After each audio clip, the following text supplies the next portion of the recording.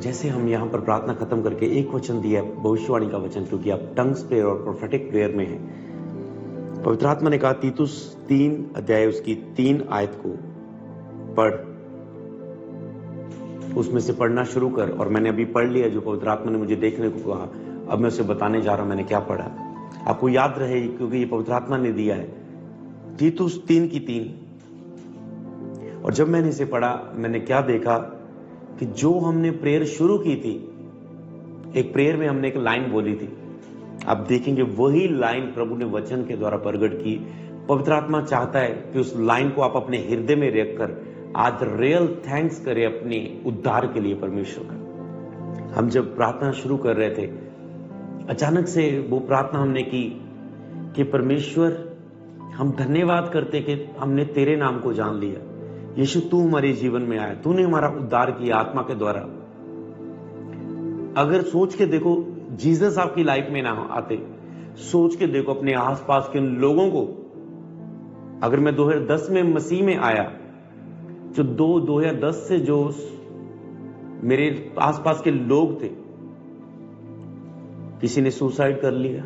अगर आज मैं उनकी लाइफ को देखूं, जो स्कूल फ्रेंड थे, दुकान में आसपास के लोग थे, पिंड में थे जिनको देखता था, जिम, जहां भी ट्रेनिंग में, जहां भी आसपास चीजों में, घर से लेकर पड़ोसियों से लेकर मेरे बेस्ट फ्रेंडों से लेकर, क्योंकि जो जो चीजों में वो फंसे थे उन्हीं चीजों ने मार दिया। लेकिन दुष्ट अपने किए हुए काम में फंस जाता है और मर जाता है। कई लड़ाई झगड़ों में पड़े, लड़ाई झगड़े में मारे गए, किसी ने उनका कत्ल कर दिया। कईयों को बीमारियों ने खत्म कर दिया। वो बड़े लड़ने वाले होते, स्ट्रांग होते थे, बीमारियों ने कमजोर कर दिया, पतले से कर दिया, बीमार कर दिया। कईयों का एक्सीडेंट हो गया, वो बिस्तर पर चले गए। कई नशों में मर गए। कईयों के परिवार के लोग मर गए, पूरा परिवार मर गया, बस वही बचा। परिवार के अपनों को खो दिया, लगातार एक डेथ के बाद अगली डेथ।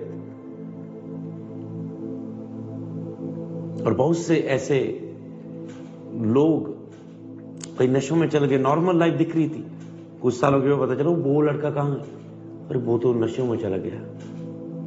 ऐसे बहुत सी गवाहियां। पर मैं सोच रहा हूं प्रभु ने हमें बचाया। आपको वो दिख रहा है जो ब्लेस्ड है।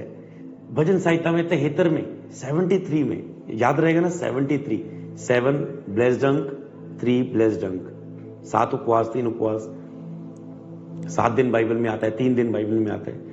भजन संहिता 73 में शायद वो है। और भजनकार कहते जब मैंने देखा कि दुष्ट ब्लेस हो रहा है, धर्मी मैं इतना पवित्रता में रहता हूं, तेरा डर रखता हूं, तेरी व्यवस्था पर चलने की कोशिश करता हूं, मेरी प्रार्थनाओं में देरी है, उसकी प्रार्थना में देरी नहीं, उसके काम जल्दी हो रही, मेरी ताड़ना हो रही, मैं इतना अपने आप को मारता कुटता बस में करता हूं, पर दुष्ट के मृत्यु में देरी नहीं होती, उनके काम जल्दी सफल होते हैं, वो पाप भी करता जा रहा है, वो ब्लेस भी होता जा रहा है। कहता जब मैंने ये चीज सोची तो मेरा विश्वास खत्म ही होने वाला था, मेरे डग उखड़ने वाले ही थे। पर जब कहता मैंने शरीर में सोच रहा, पर जब मैं पवित्र स्थान में गया, प्रार्थना में गया, एकदम से माहौल बदल गया। जब कहता मैंने उन दुष्टों के परिणाम को सोचा कि परमेश्वर उन्हें फिसलने वालों स्थानों पर रखता है। आज उनकी लाइफ आपको ब्लेस, गुड नजर आ सकती है, बेस्ट नजर आ सकती है, पर वो शून्य आ जाते हैं। परमेश्वर की दृष्टि में वो धर्मी नहीं है। वो अपनी लोगों की दृष्टि में धर्मी होंगे, अपनी दृष्टि में धर्मी होंगे, पर वो परमेश्वर की दृष्टि में धर्मी नहीं है। और लेकिन दुष्टों का वो अंत करेगा और धर्मी को वो अपने साथ बिठाएगा। दुष्ट अपने किए हुए काम में फंस जाता है, पर धर्मी 7 बार भी गिरे, प्रभु यहोवा उसे उठाता है। तब मैंने कहता है इस चीज को समझा, और फिर उसने कहा अब मैं समझ गया कि तेरी हजूरी में रहना ही मेरे लिए उत्तम है। कई बार मैंने लोगों को, जब मैंने काउंसलिंग की, उनको लाइफ में देखा, वो कहते मेरी लाइफ में बहुत प्रेशर था, इतना बोझ, इतना डिप्रेशन, इतनी चिंता, इतना बोझ, वो मेरी लाइफ में क्या हो रहा है, क्या हो रहा है, ठीक होगा या नहीं, ये कब होगा, कैसे होगा, किस तरह होगा, मैं क्या करूं, मैं क्या करूं, मैं क्या करूं, बोझ, टेंशन, दिमाग फटने को कर रहा है, डिप्रेशन ऐसा है कि पागल हो जाऊंगा। अचानक से कहता है मेरे परिवार के मेंबर ने, कहता 1 घंटे वाली आजा प्रार्थना में बैठे। कहता मेरा मन बिल्कुल नहीं, धक्के से मुझे बिठा लिया, बैठा 1 घंटे में। और उस व्यक्ति ने बताया, कहता है 1 घंटे की प्रार्थना में जुड़ने के बाद मैंने सोचा यार मुझे तो कोई दुख ही नहीं, क्योंकि प्रॉब्लम उसको कोई है नहीं, पर उसके माइंड में उसको ऐसा कर दिया गया, उसके माइंड में सोच ऐसी बन गई कि उसको बहुत दुखी इंसान है।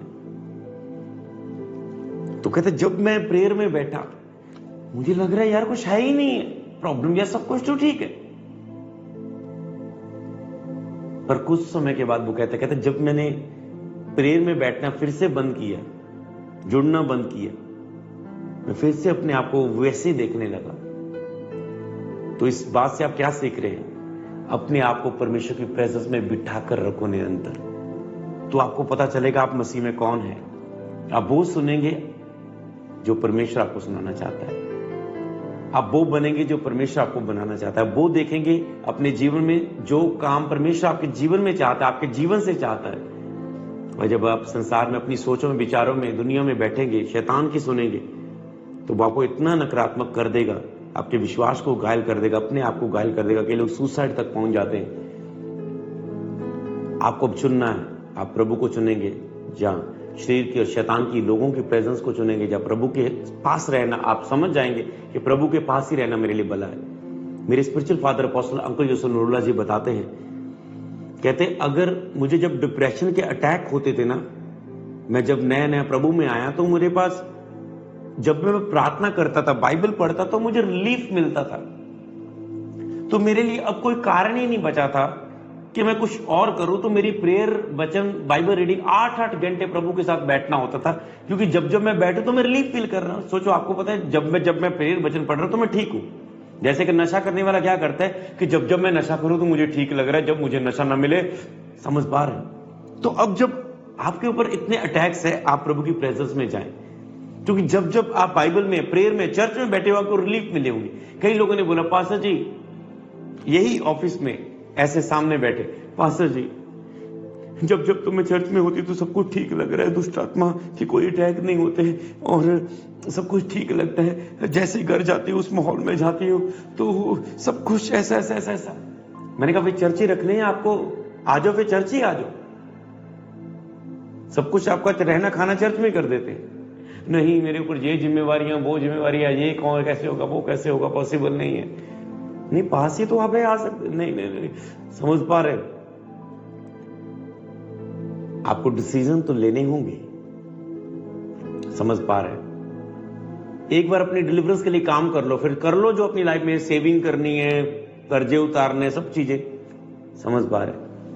तो अब आप वो चीज को, अब ये गहरे भेद को आप समझ चुके। तो जब कहते थे और मेरे पास चारा ही नहीं था, मैं प्रेयर ही करता था, उन्होंने कहा कि हर टाइम पे उस प्रेयर ने, कहते मैं ठीक तो नहीं हुआ अभी, पर उस प्रेयर ने मुझे प्रभु के बारे में नॉलेज इतनी दे दी, वचन की नॉलेज मुझे बाइबल रीडिंग में इतनी मिल गई कि उसके बाद प्रभु ने जब मुझे सेवा में खड़ा किया, मेरी सेवा इतनी ग्रोथ की और एक बड़ी, बिगेस्ट, फास्ट ग्रोइंग चर्च बन गई। क्यों? इसी तरह कई बार आपके कठिन समय, कई बार परमेश्वर अलाउ करता है परिस्थितियों को, हालातों को, वो आपके ऊपर आए। आज मुझे याद है जब मेरे ऊपर हालात के समय थे, मुझे ये वचन मुझे मेरे स्पिरिचुअल फादर के सरमन्स के द्वारा मुझे मिला था कि उन्होंने कहा कई बार हालात, परिस्थितियां प्रभु आने देता आपकी लाइफ में, क्योंकि उसके द्वारा प्रभु मुझे परख रहा था ये योग्य भी है। मतलब ये नहीं कि प्रभु ने भेजी, पर वो आने देता है। मतलब संसार में रहते कुछ दुख आएंगे, शरीर है तो कभी बीमार हो सकता है, माइंड है तो कभी ये अपसेट हो सकता है, मूड है तो कभी स्विंग हो सकता है, कभी खराब हो सकता है, कभी सही हो सकता है, लोग है तो कभी कभी आपका कुछ छीन सकते हैं, आपके साथ कुछ बुरा कर सकते हैं, समझ पा रहे? रोड पे जा रहे तो कुछ हो सकता है, कुछ खा रहे तो कभी कुछ सही सेट नहीं बैठ सकता। तो संसार में रह रहे कुछ भी हो सकता है, प्रभु नहीं दे भेजता, प्रभु उसे रोकता नहीं आपकी लाइफ। फिर कुछ उस हालातों में आप परखे जाते हैं। जीसस के पास शैतान की परीक्षा के लिए आने दिया शैतान को, अयूब के पास शैतान को आने दिया। आपको समझना है इन बातों को। जीसस से बड़ी कौन एग्जाम्पल है? अगर वो परखा गया दुखों में तो आप भी परखे हो। अगर उसके लिए अलाउ कर दिया गया कि शैतान के द्वारा उसकी परीक्षा हो आत्मा के द्वारा, तो आज आत्मा के द्वारा आपके लिए भी अलाउ कर दिया जा सकता है कि आत्मा के द्वारा आपकी परीक्षा हो। तो इसलिए कम ऑन चर्च, आप बांधो, दृढ़ हो जाओ, खड़े हो जाओ, आज से लगातार प्रभु की प्रेजेंस में चले जाओ, वहीं आपकी सुरक्षा है। परमेश्वर के समीप रहना ही आपके लिए भला है। रोज इस 1 घंटे की प्रार्थना में जुड़ना ही आपके लिए भला है। हालेलुया। तो यहां पर 3 की, अब मैं 3 को पढ़ देता हूं, तीतुस 3:3, क्योंकि हम भी पहले निर्बुद्धि, आज्ञा ना मानने वाले, भ्रम में पड़े हुए, विभिन्न प्रकार की अभिलाषण और सुख विलास के दास्तव में थे, बैरबाब और डा करने में जीवन व्यतीत करते थे। वो अपनी पुरानी लाइफ के बारे में बोलता है कि मसीह में आने से पहले हम कैसे थे। जब पौलुस तीतुस को अपनी पत्री लिखता है, कहता है गणित थे हम, एक दूसरे से बैर करने वाले थे, पर जब हमारे उद्धारकर्ता परमेश्वर की कृपा और मनुष्यों पर उसका प्रेम प्रकट हुआ, जब उद्धारकर्ता परमेश्वर की कृपा और मनुष्यों पर उसका प्रेम प्रकट हुआ, तो उसने हमारा उद्धार किया। तेरा मेरा, वो कहता है हमारा उद्धार किया। ये धर्म के कामों के कारण नहीं हुआ कि हमने बहुत धर्म के काम किए, आप अच्छी सोच रखते थे तो प्रभु ने आपको चुन लिया, मैं बहुत धार्मिक सोच रखता था इसलिए प्रभु की मेरे ऊपर कृपा होगी। ऐसा नहीं, आप बुरे थे। धर्म के कामों के कारण नहीं जो हमने किए, पर अपनी दया के अनुसार नए जन्म के स्नान से आपको नया जन्म मिला, आपका बपतिस्मा हुआ, और पवित्र आत्मा के हमें नए बनाने के द्वारा हुआ। पवित्र आत्मा ने हमें नया बनाया। हालेलुया। हमारा बपतिस्मा हुआ और पवित्र आत्मा ने, बपतिस्मे के बाद आत्मा हमने पा लिया, पवित्र आत्मा को पा लिया, फिर पवित्र आत्मा हमें नया बनाना शुरू कर देता है, नया मनुष्य बनाना शुरू करता है। एकदम से बपतिस्मा लेने के बाद आपकी पूरी लाइफ चेंज नहीं हो जाती, धीरे धीरे पवित्र आत्मा आपको नया बनाना शुरू कर देता है। पवित्र आत्मा कुछ आपको अगुवाई करता है, आपकी सहायता करता है, आपको आप क्या रिएक्ट करते हैं, क्या रिस्पॉन्स करते हैं, उसी के मुताबिक पवित्र आत्मा आपके साथ और रहना पसंद करता है। जब जब आप उसकी आज्ञा मानेंगे वो आपके साथ रहेगा, जब जब आप उसे इग्नोर करेंगे वो आपको आपकी हाल पर छोड़ देगा, आपकी सोच पर छोड़ देगा। पवित्र आत्मा के नए बनाने के द्वारा पवित्र आत्मा आज भी हमें नया बनाना चाहता है। रोज 1 घंटा प्रार्थना में इकट्ठा हुआ करें और पवित्र आत्मा आपको नया बनाता जाएगा। हालेलुया। अभी भी बहुत सी कमियां आपकी जिंदगी में, अभी भी बहुत सी हिस्सों में आपको नया बनना है, पवित्र आत्मा आपको नया बनाता जाएगा। हालेलुया। प्रभु का आत्मा आपके बीच में है, प्रभु की प्रेजेंस आपके बीच में,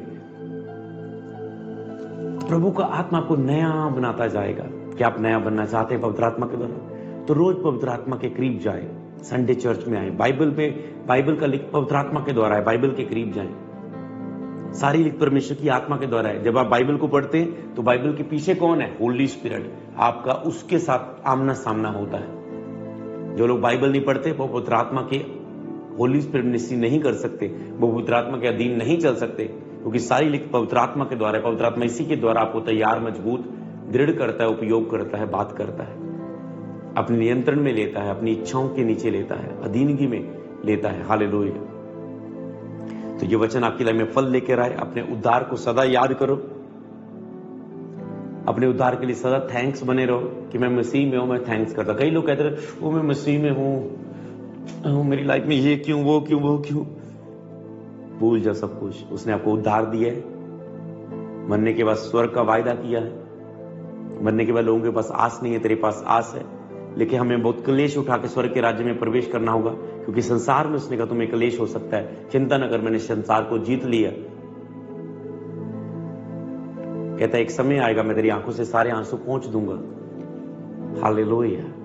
खुदावंद तेरे साथ है। अगर रोने का समय है तो हंसने का भी समय है, अगर फसल बीजने का समय है तो काटने का भी समय है।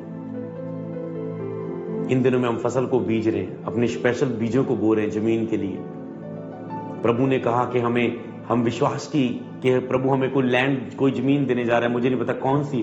प्रभु ने कहा विश्वास से अपनी सेविंग करनी शुरू करो, बीज को इकट्ठा करना शुरू करो, तुम बोना शुरू करो, चर्च बोना शुरू करे, सभी पास्टर जो सेवक के साथ जुड़े वो बोना शुरू करे। और जो 7,000 के बीज को बोकर इसका हिस्सा बनेगा, मैं आपको वो जेलन बेल भी आपको दिखा देता हूं कुछ ही सेकंड के बाद। और जो भी इस बीज का हिस्सा बनेगा इस जमीन के लिए, आप अपने लिए भी उत्तम से उत्तम आशय प्राप्त करेंगे। ये प्रोफेटिक वर्ड है कि जब आप चर्च जमीन के लिए अपने उत्तम बीजों को बोएंगे, आप अपने लिए उत्तम से उत्तम आशीषें प्राप्त करेंगे। अगस्त महीने की भविष्यवाणी याद रखना कि परमेश्वर ने कहा मैं तुम्हें ये भलाई का महीना होगा और तुम उत्तम से उत्तम आशीषों को प्राप्त करोगे। और कि इस महीने प्रभु ने हमें बोने के लिए भी बोला कि जब हम जमीन के लिए उत्तम बोएंगे तो याद रखो 7,000 बोना, पर कोशिश करना उत्तम 25, 50, 1 लाख और खाली कॉलम में अपने बेस्ट बीज को बढ़ते हुए और पार्टनर मीटिंग में, उस लेहंड मीटिंग में हिस्सा बनते हुए, ताकि प्रभु आने वाले समय में उस जमीन को अपना लेने के लिए भी हमारी मदद करे। हालेलुया। तो आप तैयार है इस बड़े काम के लिए, अपने बीजों को बोने के लिए? तो जल्दी हिस्सा बनना।